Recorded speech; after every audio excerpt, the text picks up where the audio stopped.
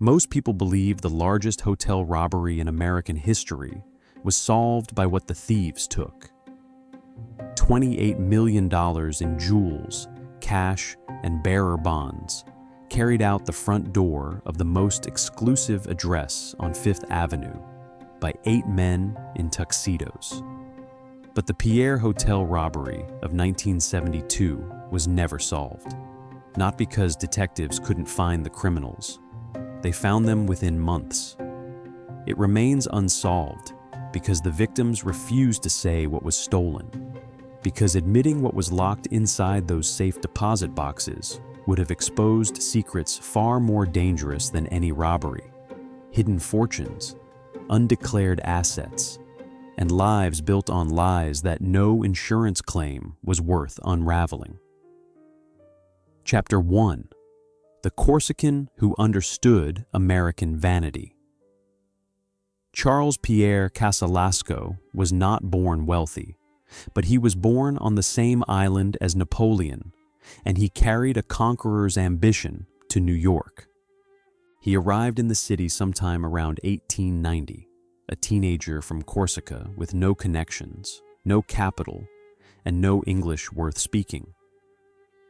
What he had was a decade of training in the grand hotels of the French Riviera, where he had started as a page boy in Monte Carlo, learning to read the desires of the European aristocracy before they spoke them aloud. He understood silence. He understood when to appear and when to vanish. He understood that the wealthy do not want to be served. They want to be anticipated. Corsica breeds a particular kind of ambition. The island is small, mountainous, and poor. Its most famous son had conquered Europe. Its lesser sons tended to leave. Pierre left for the kitchens and lobbies of the Riviera, where the continent's richest families spent their winters gambling, dining, and conducting the social rituals that separated old money from new. He watched. He listened. He learned the invisible grammar of wealth, which fork to place first, how to address a countess versus a baroness, when to refill a glass and when to let it sit empty. These were not small skills. They were the currency of a world where a misplaced napkin could end a career.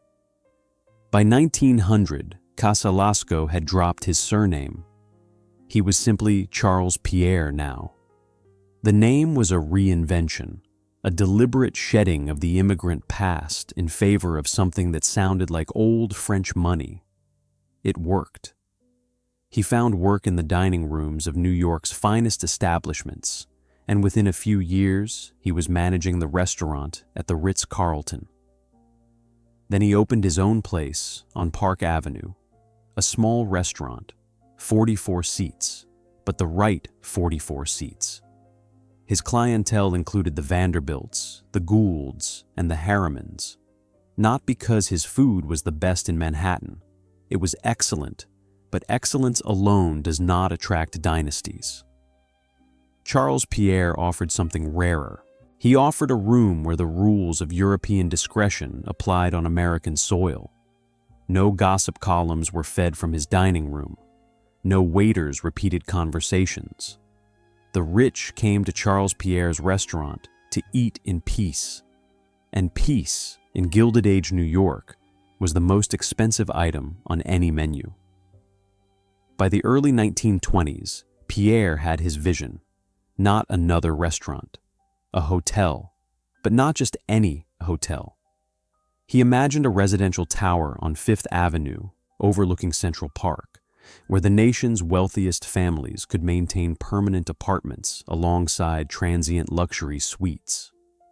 A place where the lobby felt like a private club, where the staff knew every guest by name, and where discretion was not a policy, but an architecture. The building itself would be designed to keep secrets. He needed investors. He found them at his own tables. E.F. Hutton, the brokerage titan. Walter Chrysler, who was building the tower that would briefly be the tallest in the world. Otto Kahn, the banker who financed the Metropolitan Opera. These men did not invest in hotels as a business proposition. They invested in Pierre because they understood what he was selling. He was selling a fortress disguised as a palace, a place where wealth could exist without scrutiny. The site Pierre chose was the corner of 5th Avenue and 61st Street, directly across from Central Park. It was occupied by the Jerry Mansion, a brownstone relic of old New York society. The demolition of that house in 1927 was symbolic in ways that Pierre probably understood. The old aristocracy, with its drawing rooms and calling cards, was being torn down. In its place would rise something new, something taller, something built not on family lineage, but on financial power. The wrecking ball swung, the brownstone crumbled, and Charles Pierre Casalasco stood at the edge of the excavation, watching the hole that would hold his dream. He did not know that the building he was about to construct would outlast him by nearly a century. He did not know it would become the site of the largest hotel robbery in American history. He only knew that he had found the right piece of ground, and that the men who were writing the checks trusted him completely. That trust would become the most valuable thing inside the building, and eventually, the most dangerous. Chapter 2, $15 million and a promise of silence. The investors who funded the Pierre were not buying a hotel, they were buying a vault for their reputations. Construction began in 1927 and moved at a pace that matched the era's appetite for grandeur. The architect was Schulze and Weaver, the same firm that had designed the Waldorf Astoria and the Sherry Netherland.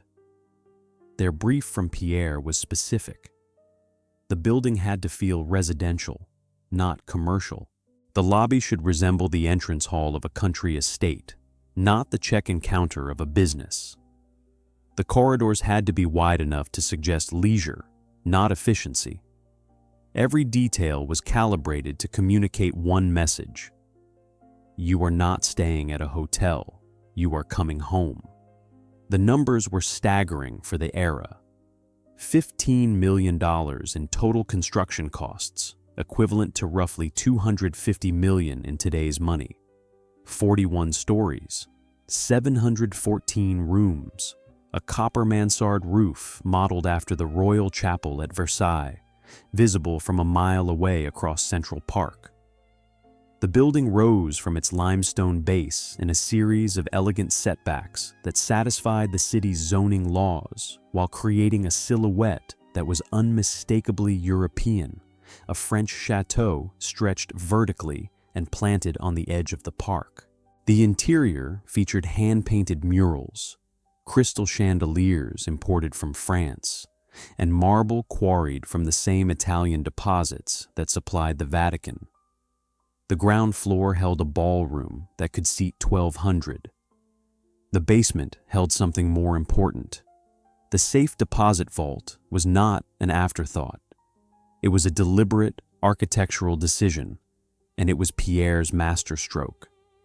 Unlike a bank vault, which required identification, inventory forms, and government oversight, the Pierre's vault operated on a single principle: trust. A guest could walk downstairs, request access to a box, and deposit whatever they wished. No questions, no paperwork, no record of what went in or what came out. The boxes were elegant, brass-fronted, set into walls paneled in dark wood. The room felt less like a vault and more like a gentleman's study. That was the point. Banks were regulated. Banks reported to the government.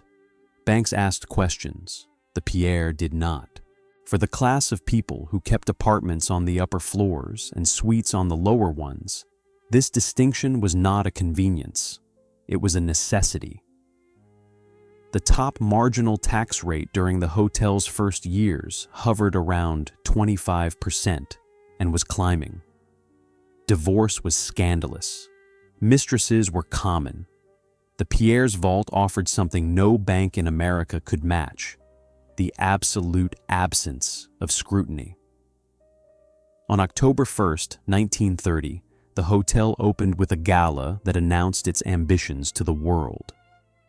Auguste Escoffier, the legendary French chef who had revolutionized haute cuisine, traveled from France at the age of 85 to oversee the opening night menu. Lobster thermidor, consommé with gold leaf, filet of soleil Veronique. 600 guests filled the ballroom, wearing diamonds and drinking champagne, while an orchestra played Strauss waltzes beneath a ceiling painted to resemble a summer sky. The guest list read like a census of American power. Hutton was there. Chrysler was there. The Rockefellers sent representatives. The Astors arrived fashionably late. Escoffier stood in the kitchen that night, a frail man in a chef's coat that hung loosely on his diminished frame, supervising every plate that left the pass. He had cooked for Queen Victoria. He had cooked for Kaiser Wilhelm. He had invented peach melba for the Australian soprano Nellie Melba, and had defined the principles of French fine dining that would govern restaurant kitchens for the next century. This was his last great performance. He knew it. Pierre knew it. The two men, both European immigrants who had built their lives on the art of making the wealthy feel special, shared a moment that evening that witnesses described with a reverence usually reserved for religious ceremonies.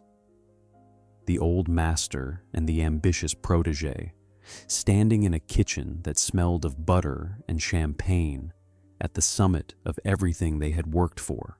Outside, on Fifth Avenue, the city was already beginning to crack. The stock market had collapsed exactly 1 year earlier. Unemployment was rising. Bread lines were forming in the Bowery, 12 miles south. But inside the Pierre, the champagne was cold, the marble was polished, and Escoffier, who had cooked for kings and emperors, stood in the kitchen preparing the last great meal of his career. He would be dead within 5 years. The hotel would be bankrupt in 2. But on that October evening, none of that mattered. The Pierre stood at its peak, 714 rooms, a vault full of promises, and a guest list that believed the future would look exactly like the present. They were wrong. They were catastrophically wrong. And the speed of the fall would stun even the men who thought their money made them untouchable. Chapter 3. The Depression swallowed everything but the name. 2 years after opening night, Charles Pierre filed for bankruptcy, and the man who built a palace for the rich became a servant in his own creation. The numbers told the story with brutal clarity. Occupancy dropped below 30% by 1931. Room rates, which had started at $12 a night, the equivalent of roughly $200 today, were slashed in half, then slashed again. The dining rooms emptied. The ballroom went dark for weeks at a time. The $15 million construction debt, secured by bonds that the original investors had guaranteed, became an anchor dragging the entire enterprise toward insolvency. Pierre tried everything. He reduced staff. He closed entire floors. He offered long-term leases at rates that would have been insulting 2 years earlier. Nothing worked. The Depression did not merely reduce the number of wealthy Americans willing to live in a Fifth Avenue hotel. It changed the psychology of wealth itself. Conspicuous luxury became dangerous. Families that had once paraded through the Pierre's lobby in furs and diamonds now entered through side doors, quietly, afraid of the headlines that could follow them home. In 1932, the bondholders forced a reorganization. Pierre lost control of the hotel that bore his name. He was offered a position as a consultant, a title that amounted to ceremonial exile. He walked the same corridors he had designed, greeted by staff he had hired, eating in the restaurant he had created, and none of it belonged to him anymore. The auction came in 1933. The hotel sold for $2,400,000, 15 cents on the dollar of its construction cost. The buyer was a syndicate with connections to J. Paul Getty, who recognized the Pierre for what it was, the best address in New York, temporarily embarrassed by history. Getty would hold the property through the worst of the Depression, through World War II, and into the post-war boom, waiting for the city to remember what the Pierre was worth. Charles Pierre Casalasco did not live to see the recovery. He died in 1934, reportedly whispering to a friend that society no longer exists. He was 69 years old. He left behind a building that bore a version of his name, but no longer carried his vision. The Corsican immigrant who had understood American vanity better than anyone had been consumed by the very system he helped build. The rich wanted privacy. They got it. And when the money disappeared, so did the man who had promised to protect it. For the next 25 years, the Pierre survived in a diminished state. It remained prestigious, but it was no longer singular. The post-war years brought competition. The Waldorf expanded. The plaza renovated. New hotels rose on Park Avenue with modern amenities that made the Pierre's pre-war elegance seem quaint. Occupancy fluctuated. The building aged. Then, in 1959, Getty made a decision that would transform the Pierre into something unprecedented. He converted the upper floors into cooperative apartments, creating a hybrid structure. The lower floors remained a hotel, operated by professional management, serving transient guests. The upper floors became private residences, owned by some of the wealthiest families in the world. The co-op board screened every buyer with an intensity that made the admissions committees of Ivy League universities look casual. Wealth alone was not sufficient. You needed the right kind of wealth. Old money, quiet money, money that did not attract attention. The cooperative conversion did something else, something that would prove critical 13 years later. It gave the Pierre's residents a personal stake in the building's culture of silence. These were not guests who checked in for a week. They lived there. Their children grew up in those apartments. Their jewelry, their documents, their secrets were stored in the basement vault, not as a temporary convenience, but as a permanent arrangement. The vault became, in effect, an unregulated private bank for a community that had every reason to keep its financial affairs invisible. Through the 1960s, the Pierre's guest list expanded to include a new generation of wealth and power. Elizabeth Taylor stayed during her marriages. Aristotle Onassis kept a suite. Richard Nixon used the hotel as his transition headquarters after winning the presidency in 1968, conducting cabinet interviews in a 42nd floor suite while Secret Service agents filled the hallways. The Pierre was no longer just a hotel. It was a node in the infrastructure of American power. And beneath all of it, in the basement vault, the boxes multiplied. 208 of them by 1971. Brass-fronted, unmonitored, full of things that no one was supposed to know about. The question was not whether someone would eventually try to open them. The question was who. Chapter 4. 208 boxes and no questions asked. By 1971, the safe deposit vault beneath the Pierre held more undeclared wealth than most regional banks. To understand what the vault had become, you have to understand the tax code. In 1971, the top marginal income tax rate in the United States was 70%. 70 cents of every dollar earned above $200,000 went to the federal government. Estate taxes could consume half of a family's accumulated wealth in a single generation. The IRS had grown aggressive under the Nixon administration, targeting wealthy individuals with audits that could last years and cost hundreds of thousands of dollars in legal fees, even when no fraud was found. For the families who lived in the Pierre's cooperative apartments, or who kept suites on the hotel floors, the vault offered a solution so elegant it barely required explanation. A diamond necklace stored in a bank safe deposit box existed on paper. The bank had records. The IRS could subpoena those records. The necklace could be appraised, taxed, included in an estate filing, or discovered during a divorce proceeding. The same necklace stored in the Pierre's vault existed nowhere. No records, no appraisals, no paper trail. It was, for all legal purposes, invisible. The vault held more than jewelry. Bearer bonds, which functioned as anonymous cash instruments, could be stored indefinitely without appearing on any financial statement. A bearer bond was, by design, owned by whoever held it physically. No name was attached. No registration was required. A man could walk into a brokerage, purchase $100,000 in bearer bonds, walk across Fifth Avenue, deposit them in his Pierre safe deposit box, and that money would cease to exist in the eyes of the federal government. It earned interest.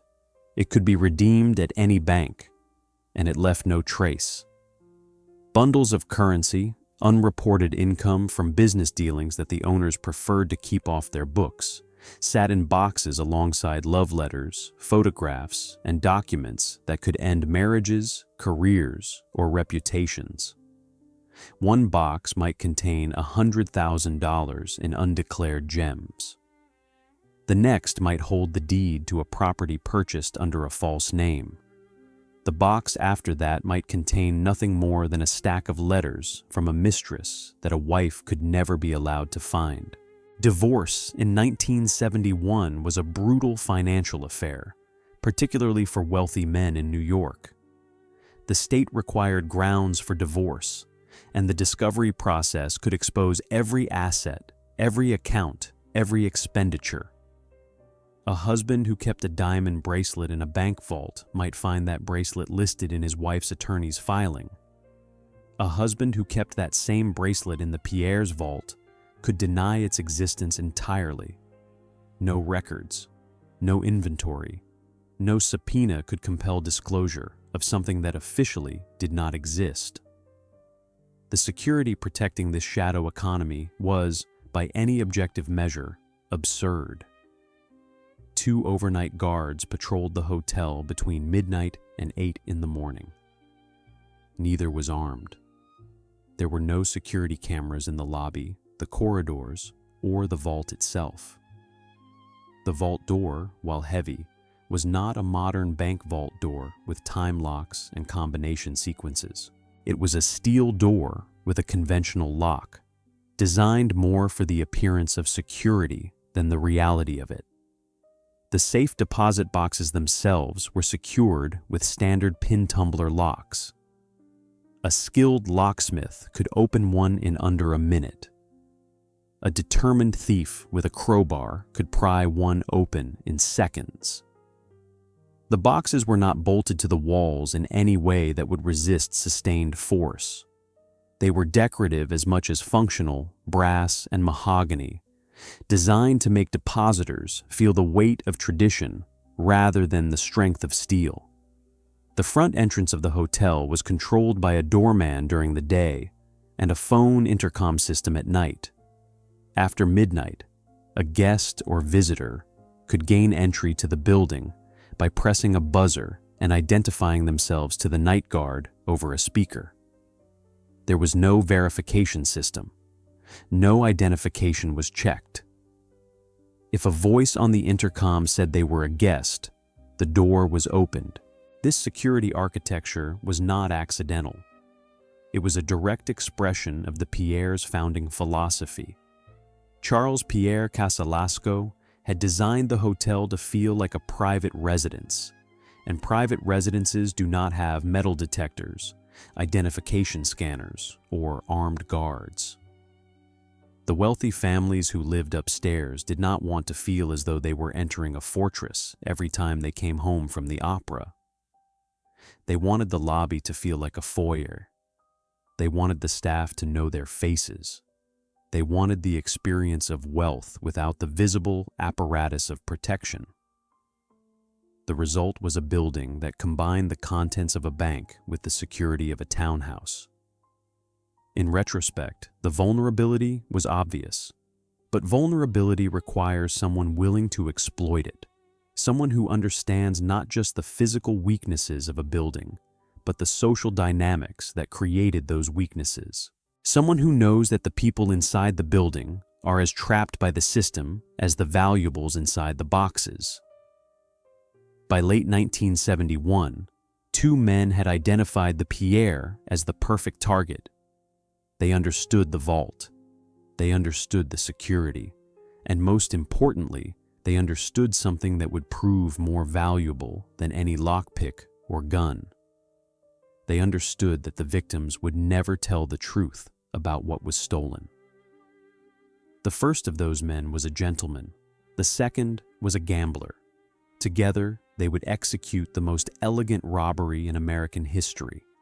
And the system that made the Pierre feel like a home would be the very thing that made it indefensible. Chapter 5: The Gentleman Thief and the Gambler. Bobby Comfort could have passed for a surgeon at a dinner party. Sammy Nalo could barely sit still long enough to finish a hand of cards. Robert Comfort was born in the Bronx in 1933, and by the time he was 40, he had become the most successful hotel thief in New York history.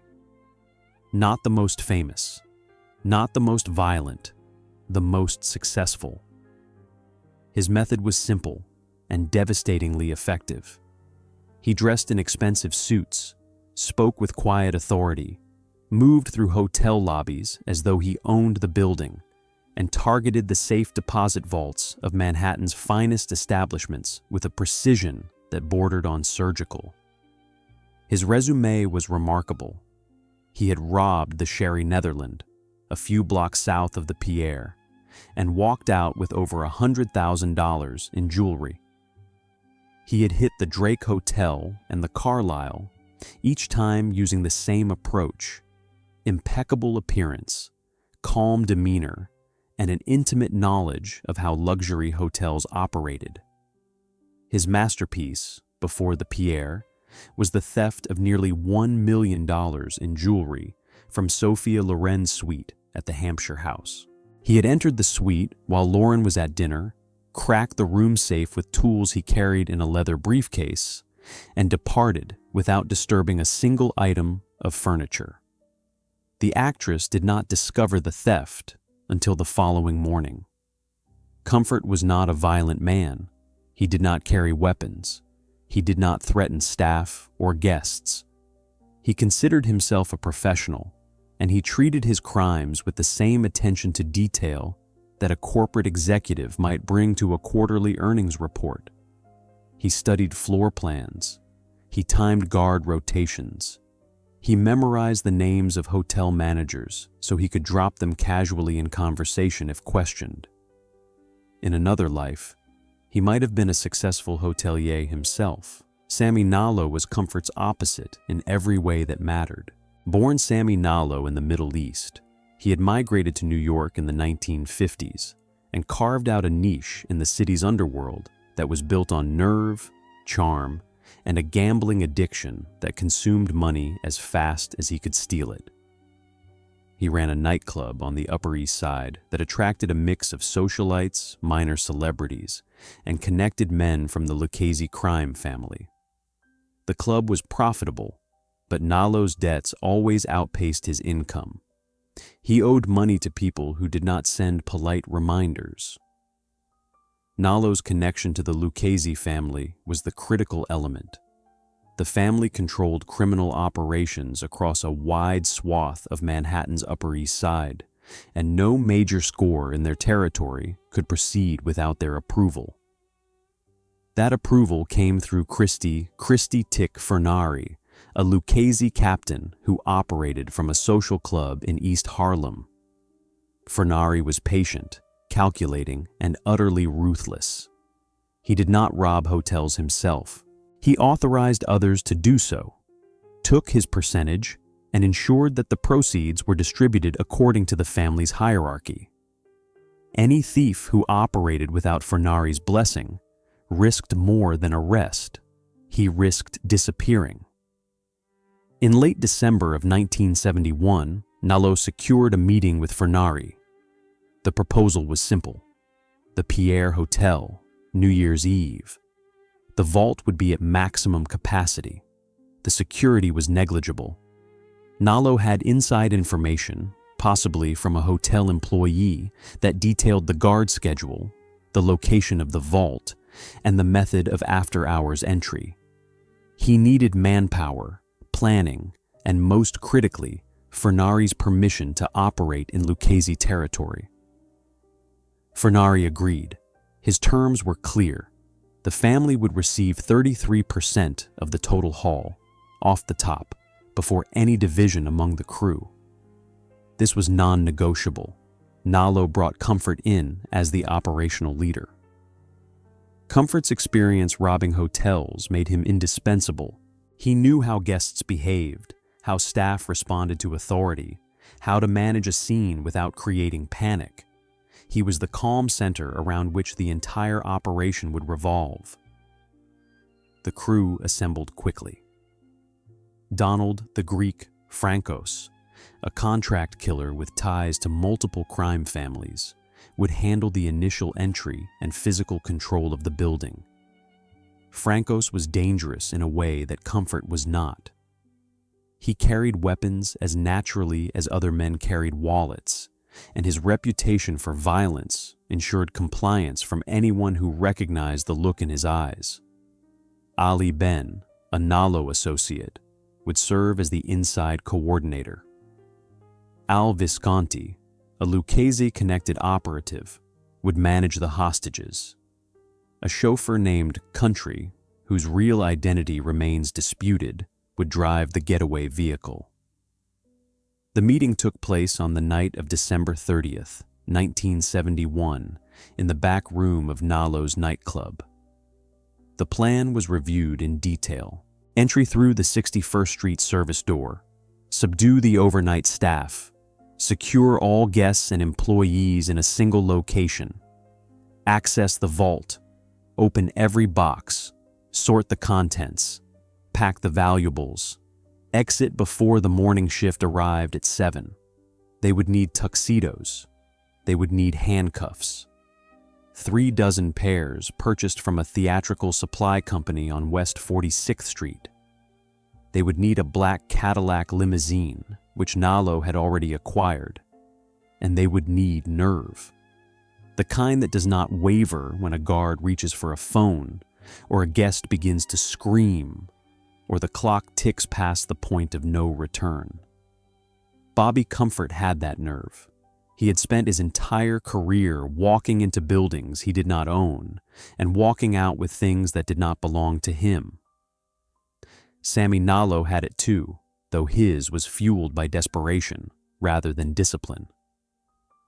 Nalo needed this score the way a drowning man needs air. His debts were measured in the hundreds of thousands. Without a payday, he would owe the kind of people who collected with finality. 2 days later, on New Year's Eve, every diamond in Manhattan would be heading for a party, and every party would eventually end. The guests would return to their rooms. They would open their safe deposit boxes.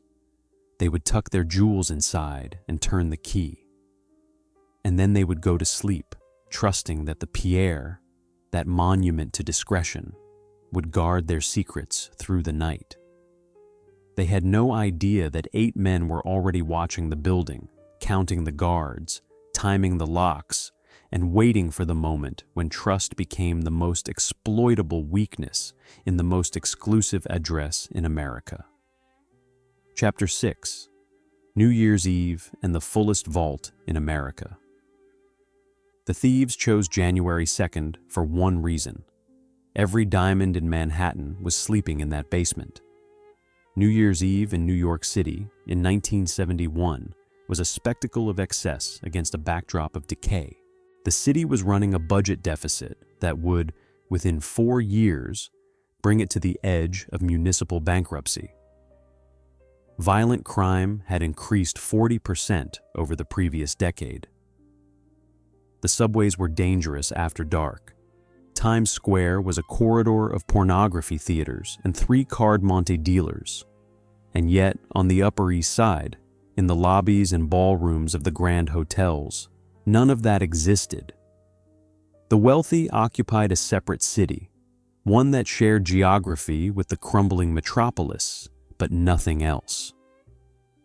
At the Pierre, New Year's Eve was the social event of the season. The ballroom was booked for a private gala. The restaurant served a fixed menu at prices that would have covered a month's rent in most New York apartments. Guests arrived in limousines, wearing gowns and tuxedos, their necks and wrists heavy with jewelry that had been retrieved from safe deposit boxes earlier that day. Diamonds, rubies, emeralds, sapphires, family heirlooms, anniversary gifts, stones that had been passed down through 3 generations, and stones that had been purchased that afternoon at Harry Winston or Van Cleef and Arpels. The pattern was predictable, and the thieves knew it. The guests would wear their finest pieces to the party. They would celebrate until 2 or 3 in the morning. They would return to their rooms or their apartments on the upper floors. And before going to bed, they would descend to the basement vault, open their boxes, and deposit the night's jewelry alongside whatever else they were keeping hidden.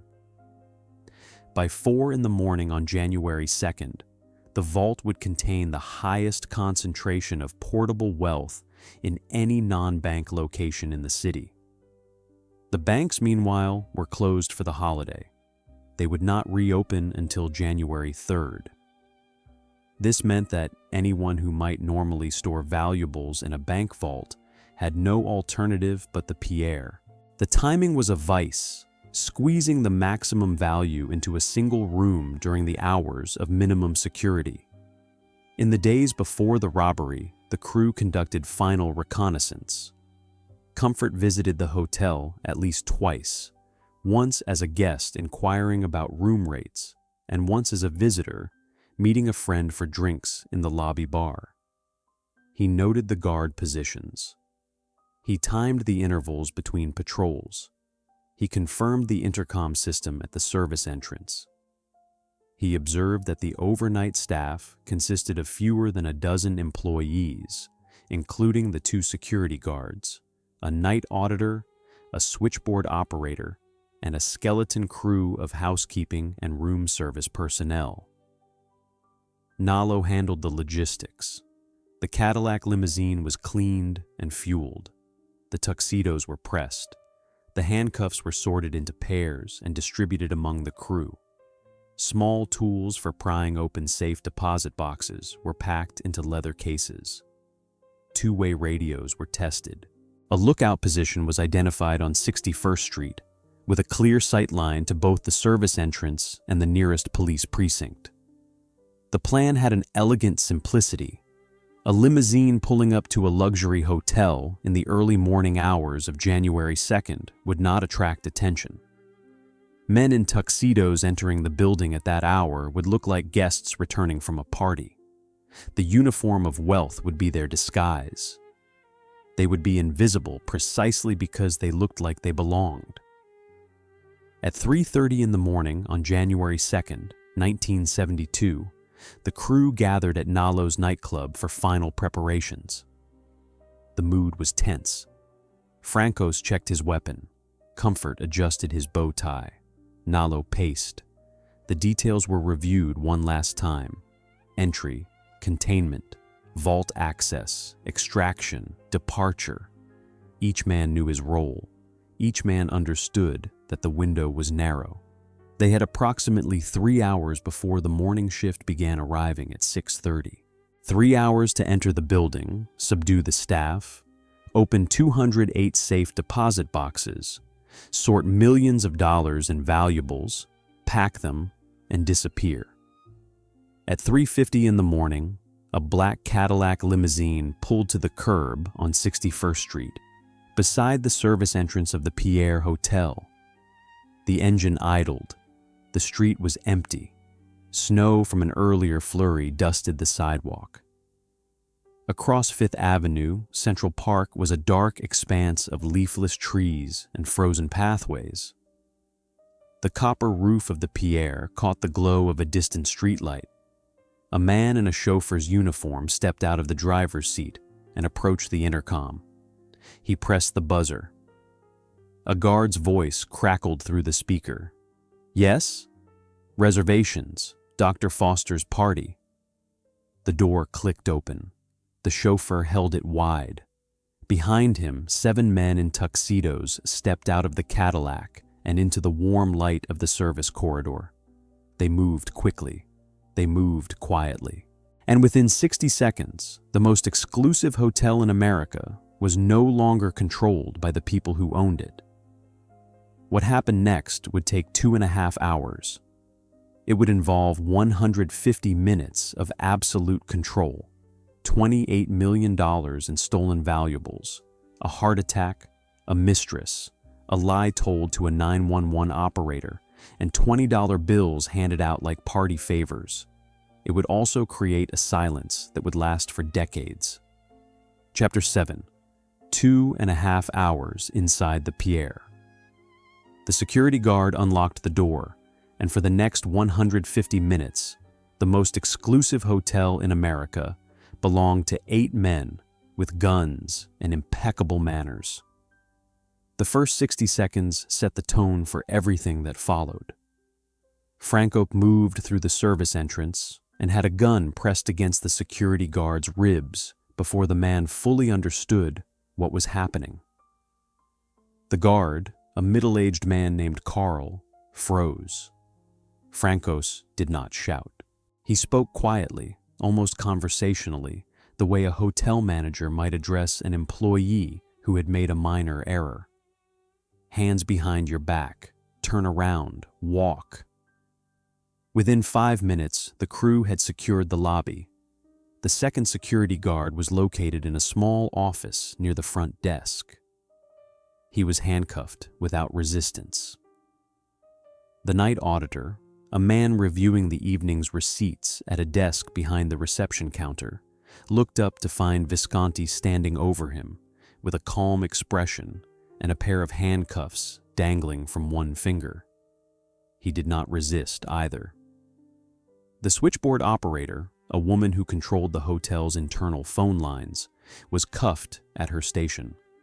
She was told to continue answering calls normally. If anyone asked questions, she was to say everything was fine. This was Comfort's genius.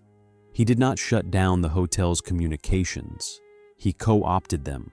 For the next 2.5 hours, every phone call that came into the Pierre was answered by the switchboard operator under the supervision of one of the thieves. Room service requests were taken and fulfilled. Wake-up calls were logged. A guest on the 14th floor called to complain about noise from an adjacent room. Comfort himself took the call, apologized in the smooth, practiced tone of a career hotelier, and promised to send someone to address the issue.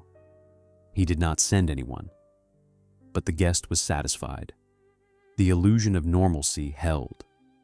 The hostages were gathered in a single room near the lobby. Hotel employees, a few late-arriving guests who had stumbled into the scene, and one man whose presence created a moment of dark comedy that several witnesses would later recount with disbelief. A Brazilian businessman, newly married, was escorted into the hostage room to find his mistress already seated there, her wrists in handcuffs, her eyes wide with a terror that had nothing to do with the robbery. The groom and the mistress stared at each other across the room. Neither spoke. The thieves, who had no interest in marital dramas, ignored them both. With the building secured, Nalo led 3 men to the basement vault. The night auditor, trembling, was brought along. Nalo needed the index cards. Every safe deposit box at the Pierre was associated with a card that bore the name of the depositor. Not the contents, never the contents. But the names were enough. Nalo knew which names mattered. The auditor produced the cards. Nalo flipped through them with the focus of a stockbroker scanning a ticker tape. Harold Uris, the real estate developer who had built half of Manhattan's post-war office towers. Tom Yawkey, the owner of the Boston Red Sox and one of the wealthiest sportsmen in America. Calliope Kouloukounis, a Greek shipping heiress. Unnamed European aristocrats. Unnamed American industrialists. Each name represented a box, and each box represented a calculation. How much was inside, and how difficult would it be to open? The boxes were not difficult to open. The pin tumbler locks surrendered to Comfort's tools in seconds. Some were pried with a small crowbar. The contents were dumped onto a sorting table that the crew had set up in the vault room. Diamonds were separated from settings. Cash was counted and bundled. Bearer bonds were stacked. Paperwork was discarded. Personal items, photographs, letters, documents with no resale value were swept aside. The operation was methodical. Each box was opened, emptied, sorted, and marked. The empty boxes were left open, their brass faces hanging from broken hinges like mouths frozen in surprise. The variety of what poured out of those boxes told its own story. Loose diamonds, still in their original dealer's paper, never set into jewelry, never appraised for insurance. Stacks of $100 bills bound with rubber bands, the kind of cash that comes from transactions conducted without receipts. Gold coins, platinum watches, strings of pearls that had not seen daylight in years, documents in languages the crew could not read, and the bearer bonds, dozens of them, each one a portable fortune with no name attached. Nalo moved through the vault with the intensity of a man who understood that every minute counted and every box mattered. He cross-referenced the index cards, prioritizing the names he recognized. The methodology was not random. He was targeting specific depositors, people whose wealth and reputation suggested the largest holdings. The boxes belonging to lesser-known depositors were opened too, but Nalo spent more time on the names that meant money. Halfway through the operation, a crisis emerged. One of the hostages, an elderly man, began clutching his chest. His face went gray. His breathing became shallow and rapid. The symptoms were unmistakable. He was having a heart attack. This was the moment that defined Bobby Comfort. A different criminal, a more ruthless one, would have ignored the man or, worse, silenced him to prevent a disruption. Comfort did neither. He stepped away from the vault, walked to the lobby phone, and dialed 911. He identified himself as a hotel employee. He reported a guest experiencing cardiac distress. He gave the address. He requested an ambulance. The ambulance arrived within minutes. Paramedics entered through the front door, which Comfort had unlocked for them. They were escorted directly to the hostage room, where they treated the ailing man and transported him to a hospital. The paramedics saw the handcuffed hostages. They saw the men in tuxedos supervising the scene. They did not call the police. Whether this was because Comfort had threatened them, bribed them, or simply because the scene was too surreal to process, no one has ever established with certainty. The ambulance departed. The robbery continued. By 5:30 in the morning, the sorting was complete. The haul was packed into leather bags and briefcases that the crew had brought in the limousine. The total value would later be estimated at $28 million, making it the largest hotel robbery in American history and, at the time, one of the largest robberies of any kind ever committed in the United States. The figure is staggering even in today's terms. Adjusted for inflation, it would exceed $180 million. As the crew prepared to leave, Comfort made one final gesture. He walked through the hostage room and handed each employee a $20 bill. The gesture was complex. It was a bribe, an insurance policy against immediate calls to the police. It was a mockery, a tip from a man who had just stolen more money in one night than these employees would earn in a lifetime. And it was, in its own perverse way, an act of style. The kind of flourish that a man who had studied the manners of the wealthy would consider obligatory. You always tip the staff, even when you are the one robbing the house. At 6:30 in the morning, the black Cadillac pulled away from the 61st Street entrance.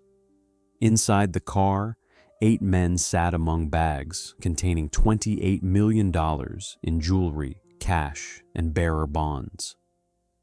The streets were empty. The January sun had not yet risen. The copper roof of the Pierre gleamed faintly in the pre-dawn light. Not a single shot had been fired. Not a single guest above the lobby floor had been disturbed. The switchboard operator had answered every call with professional composure. Room service had been delivered on schedule. The Pierre Hotel had been robbed completely, and from the perspective of anyone sleeping above the second floor, nothing had happened at all. The perfection of the crime was absolute. What followed would be anything but. Chapter 8. The silence that solved nothing. The police arrived expecting victims who wanted justice. Instead, they found witnesses who wanted to disappear. The first officers reached the Pierre shortly after 7 in the morning, summoned by an employee who had freed himself from his handcuffs after the thieves departed. The initial crime scene was orderly in a way that unsettled the detectives. No smashed windows, no damaged doors, no shell casings, no blood. Just a vault full of empty safe deposit boxes and a group of shaken employees who could describe the robbers in terms more appropriate to a society page than a police blotter. Well-dressed, polite, professional.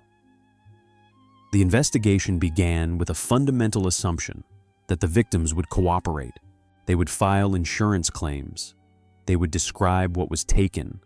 They would provide appraisals, receipts, and photographs that would allow the police to identify the stolen goods and track them through the city's network of fences, pawn shops, and black market dealers. This was how robbery investigations worked. The victim told you what was missing, and you went looking for it.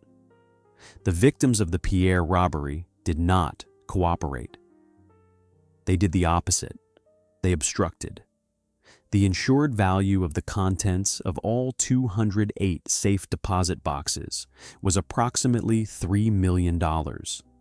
This was the number the insurance companies had on file, the number that depositors had declared when taking out their policies. $3 million was by any measure a large sum, but the police quickly realized it was a fiction. The actual value of what was taken was at least $28 million, possibly more. The gap between the insured $3 million and the actual $28 million was not a rounding error. It was a confession.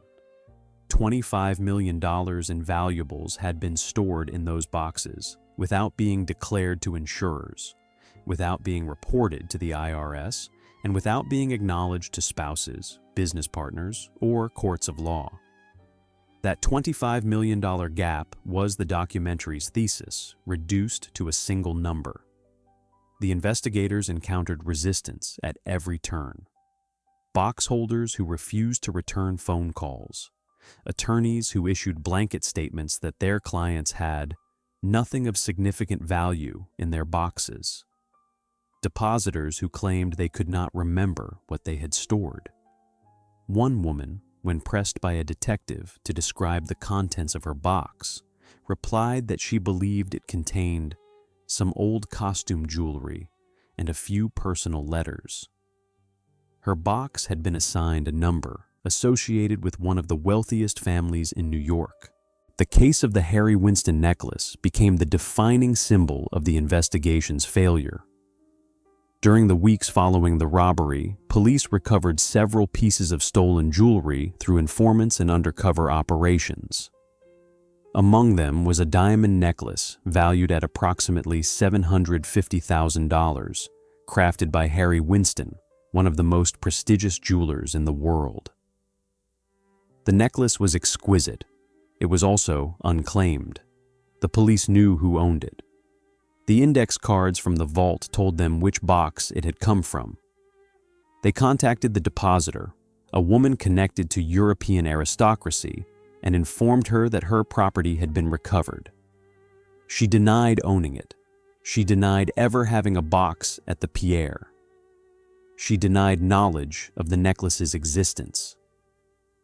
The necklace sat in a police evidence locker, one of the most valuable pieces of jewelry ever recovered in a criminal investigation, and no one would claim it, because claiming it would require explaining how she had acquired it, why it was not insured at its full value, and why it had never appeared on her tax returns. The necklace was proof of something the police already suspected, but could not officially acknowledge. The victims of the Pierre robbery were more afraid of the truth than they were of the thieves. Detective Robert McGowan, who led the investigation, later described the case with frustration that bordered on resignation. He and his team had identified the perpetrators within months. The criminal underworld was not silent about the Pierre. Informants talked, fences talked. Associates of the crew, jealous of the score or angry about their cut, provided names, descriptions, and details. The police knew who had done it. They knew how it had been done. What they could not do was build a case that required victims to testify about property they had never legally acknowledged owning. The insurance companies conducted their own investigations, driven by the suspicion that the claims being filed vastly understated the actual losses. They were correct. But their interest was financial, not moral. They wanted to limit their payouts, not expose their clients' tax evasion. The insurance investigators reached the same wall the police had encountered. The clients would not talk. The attorneys would not budge. The boxes had been opened, emptied, and their contents scattered into the underworld. And the people who had filled those boxes sat in their Fifth Avenue apartments and chose silence. The broader context made everything worse. New York City in 1972 was in the grip of a crisis that extended far beyond the Pierre. The Knapp Commission, established to investigate police corruption, was holding public hearings that revealed systemic bribery, extortion, and protection rackets within the New York Police Department. Officers who might have pursued the Pierre case aggressively were operating under a cloud of suspicion that made every investigation politically complicated. The department's credibility was shattered. Its ability to guarantee the confidentiality of witnesses, always essential in cases involving wealthy victims, was non-existent. The city itself was sinking. 3 years after the robbery, New York would teeter on the edge of bankruptcy, its infrastructure decaying, its public services collapsing, its reputation as the capital of the world giving way to a new reputation as a cautionary tale. Against this backdrop, a robbery at a luxury hotel, no matter how large, struggled for attention and resources. The victims did not want help. The police could not guarantee discretion. The city had bigger problems. The case settled into the bureaucratic equivalent of a coma, technically alive, functionally dead. It was not courage. It was arithmetic. The cost of speaking the truth, the IRS audits, the divorce proceedings, the public exposure of hidden wealth exceeded the value of anything the thieves had taken. The system that the Pierre had been built to protect, the architecture of secrecy, of discretion, of elegant concealment, had created a class of victims who could not seek justice without destroying themselves. The robbery was not unsolvable. It was unspeakable. And in the gap between those two words lay the entire story of wealth and power in America. Chapter 9. Thieves who robbed each other. $28 million could not hold 8 men together. Within months, the crew was destroying itself faster than any prosecutor could. The division of the spoils began almost immediately, and it began badly. Christy Furnari's 33% was the first issue. Off the top of $28 million, that was roughly $9 million owed to the Lucchese family. Nalo, who had expected a smaller cut for the family's blessing, was furious. He argued that the estimate was inflated, that the actual take was lower, that certain items had no resale value. Furnari did not negotiate. The percentage was the percentage. Pay it or face consequences that did not require elaboration. Nalo responded with a decision that was either brave or suicidal, depending on one's tolerance for risk. He shipped a significant portion of the stolen goods to contacts in Detroit, hoping to fence them outside the Lucchese family's reach and pocket the difference. This was a betrayal of the agreement, and in the world Nalo inhabited, betrayal was not resolved through conversation. Bobby Comfort, meanwhile, was dispatched to Rochester, New York, to fence a separate batch of jewelry through mob-connected dealers upstate. The trip nearly killed him. The Rochester operatives, recognizing the value of what Comfort was carrying and calculating that a thief who had already stolen the goods could hardly report being robbed himself, kept the jewelry and beat Comfort severely enough to hospitalize him. Comfort returned to New York empty-handed and bloodied, having learned a lesson about the hierarchy of thieves. There was always someone willing to steal from the man who stole. The crew's internal tensions multiplied through the spring and summer of 1972.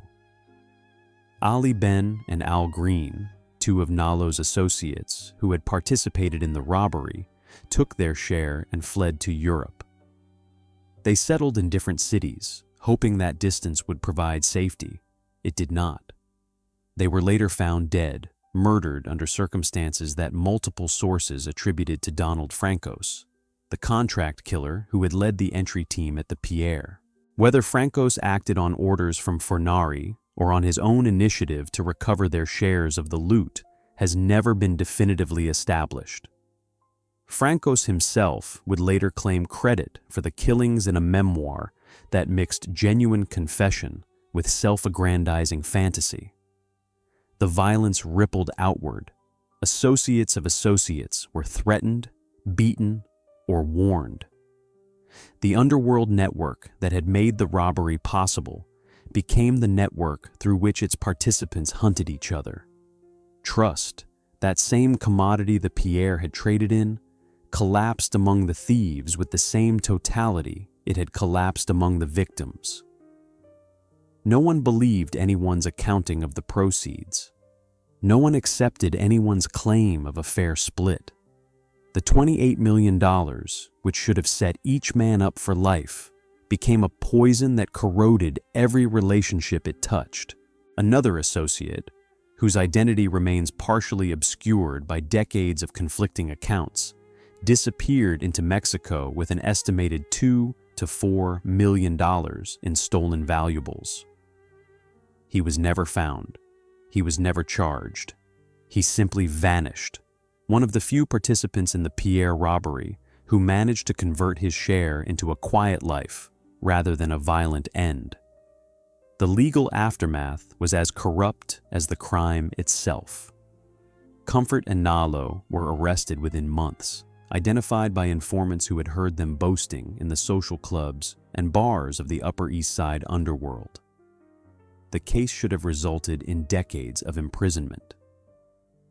$28 million in stolen property, armed robbery, false imprisonment, dozens of victims. The evidence, while complicated by the victims' refusal to testify, was substantial. Instead, the case was resolved through a plea bargain that stunned the law enforcement community.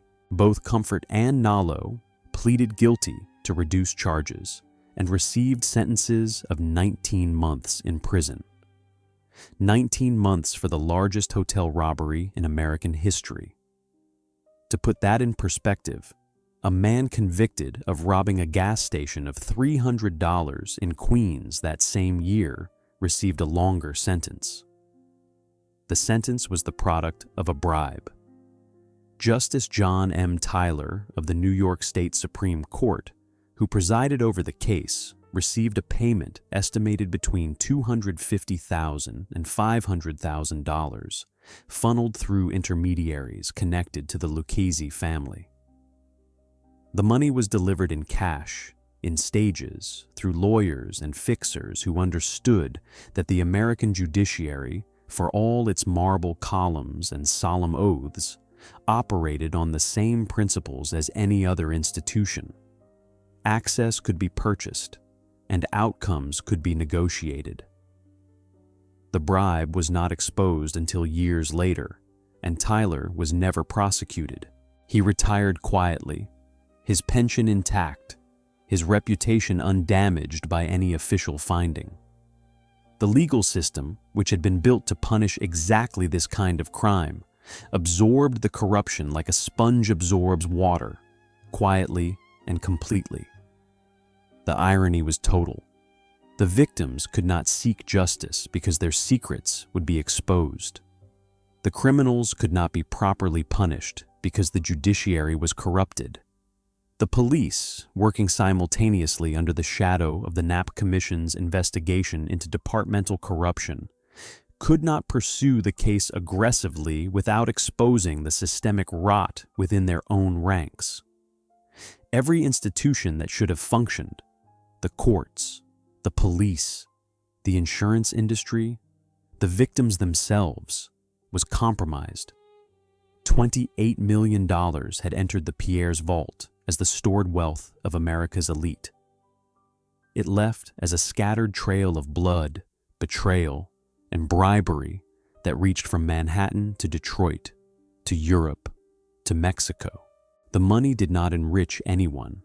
It destroyed nearly everyone it touched.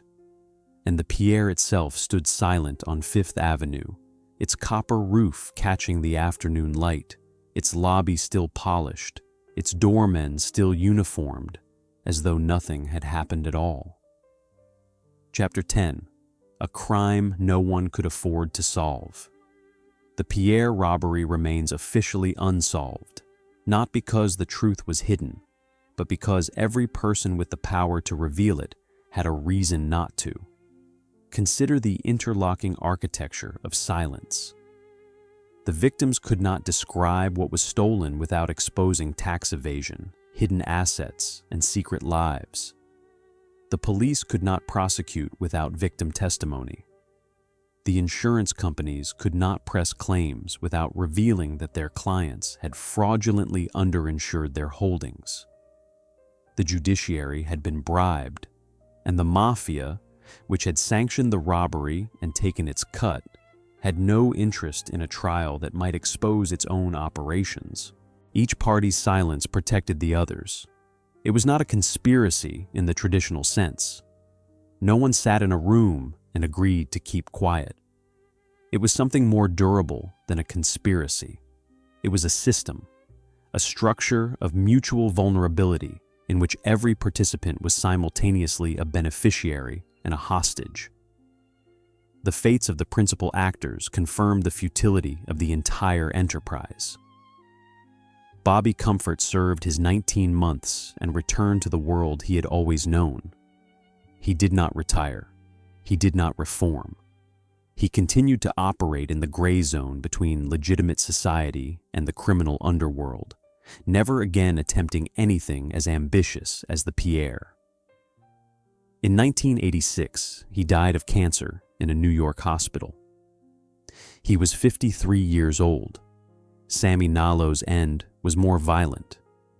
After his release, he resumed his life of gambling, nightclub management, and sporadic criminal activity.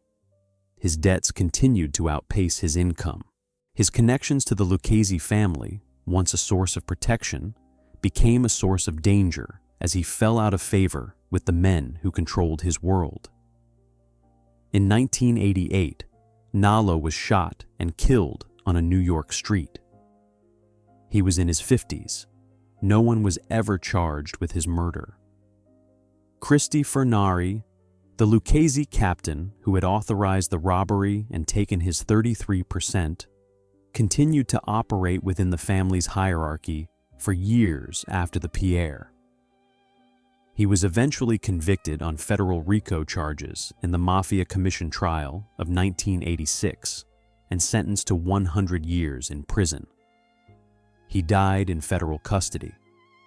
The Pierre robbery was never part of the charges against him. It did not need to be. His career had provided prosecutors with more than enough material.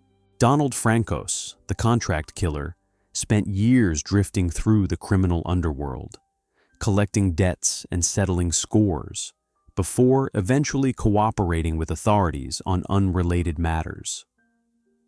His accounts of the Pierre robbery, published in various forms, remain among the most detailed descriptions of the crime, though they are colored by self-promotion and selective memory.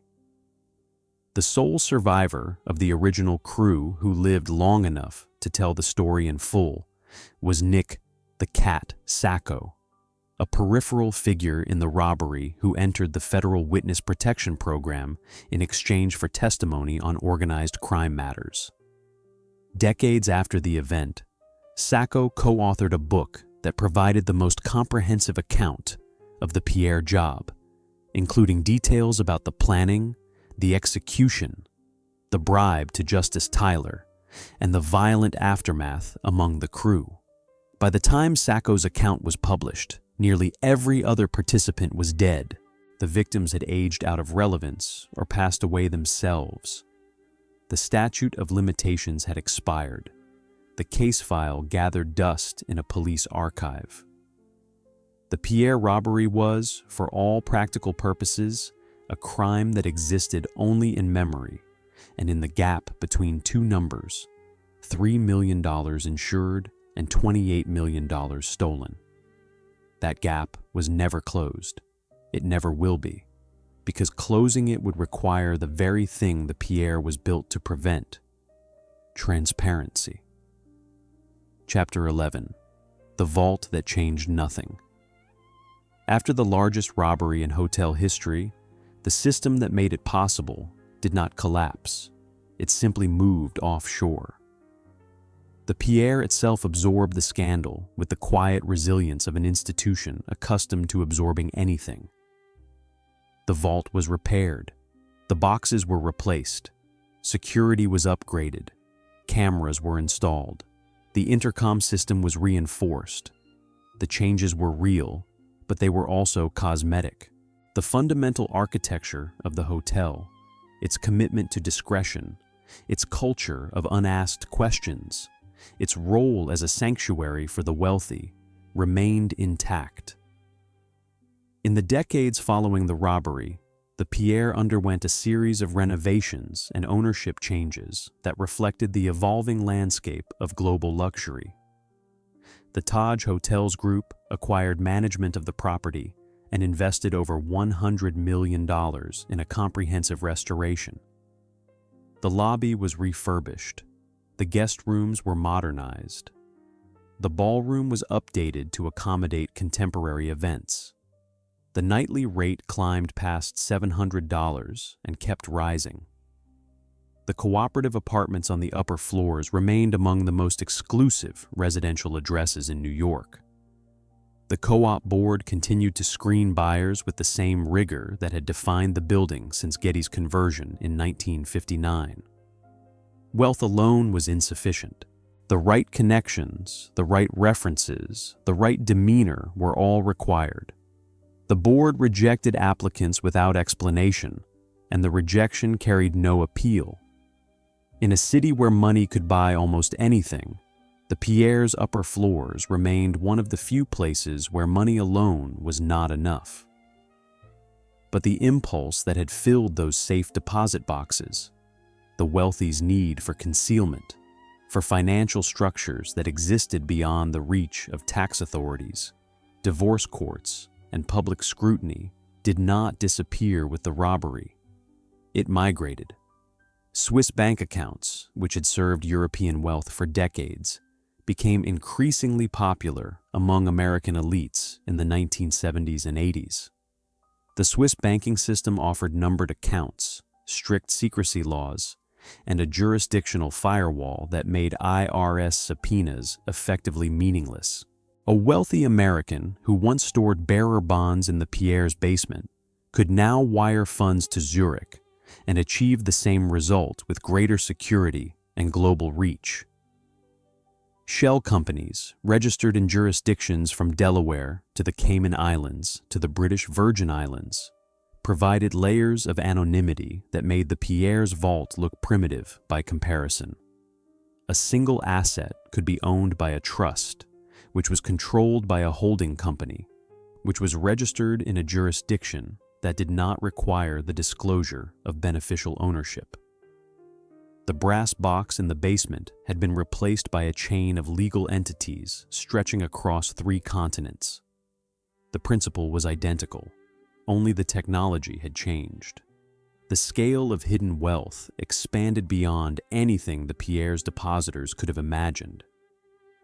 The Panama Papers leak of 2016 exposed over 11 million documents revealing the offshore financial structures of world leaders, celebrities, and billionaires.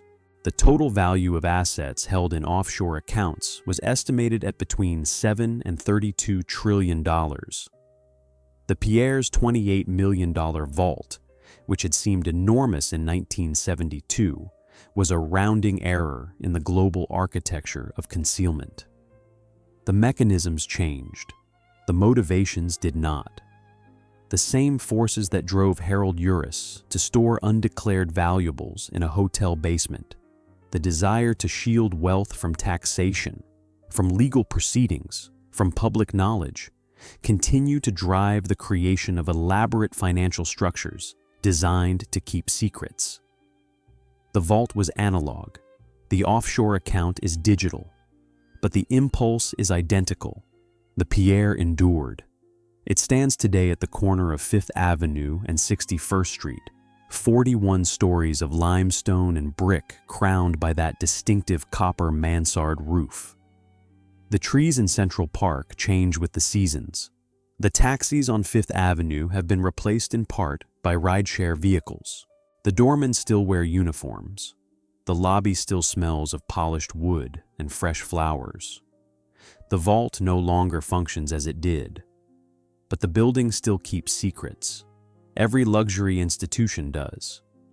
The only question is whether those secrets are protected by trust, by law, or by the mutual understanding that some things are better left unspoken. The Pierre answered that question in 1972. The answer has not changed. Chapter 12. The most valuable thing was never the jewels. Charles Pierre Casalasco built a hotel on the promise of trust, and the robbery proved that trust was the most expensive thing inside the building. Return for a moment to the beginning. A Corsican teenager arrives in New York.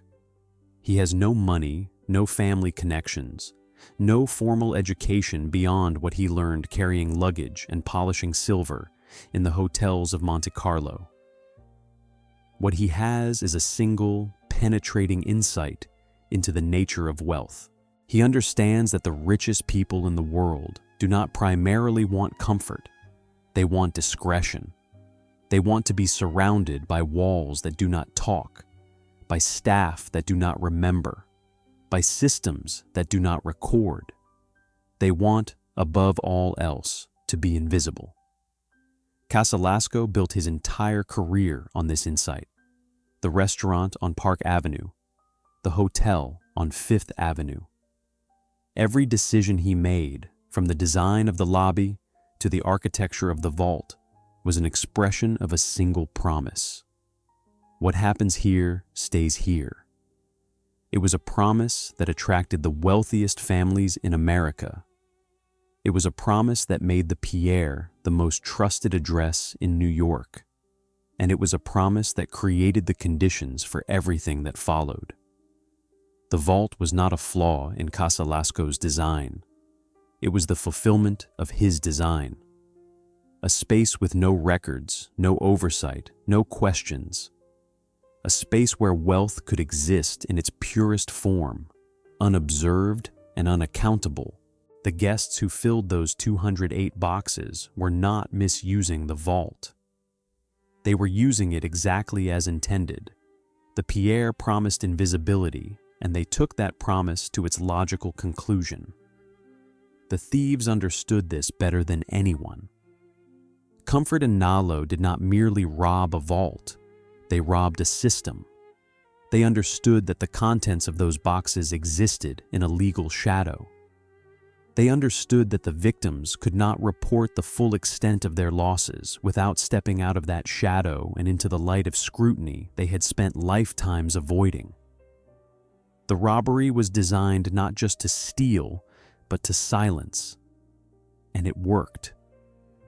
The $3 million insured value and the $28 million actual haul are not two numbers. They are a single argument about the price of secrecy. The Pierre was designed to protect elegance. It ended up protecting evasion. The line between the two is thinner than most people want to believe. Elegance requires privacy. Privacy enables concealment. Concealment invites abuse. And when the abuse is exposed by a robbery or a leak or a subpoena, the people who built the system of concealment discover that they cannot dismantle it without dismantling themselves. This is the central bargain of American wealth. It has not changed since Casalasco's time. The mechanisms are different. The safe deposit vault has been replaced by the encrypted account. The brass box has been replaced by the digital ledger. The hotel lobby has been replaced by the law firm's conference room.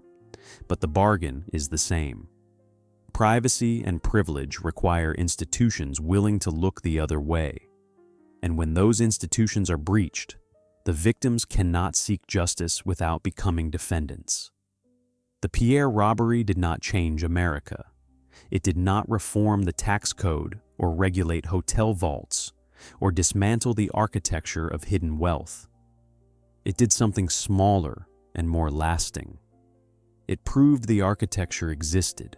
It documented, in the space between $3 million insured dollars and 28 million stolen ones, the exact dimensions of the gap between what the wealthy declared and what they possessed. It proved that the system worked not because it was strong, but because everyone inside it had a reason to keep it standing.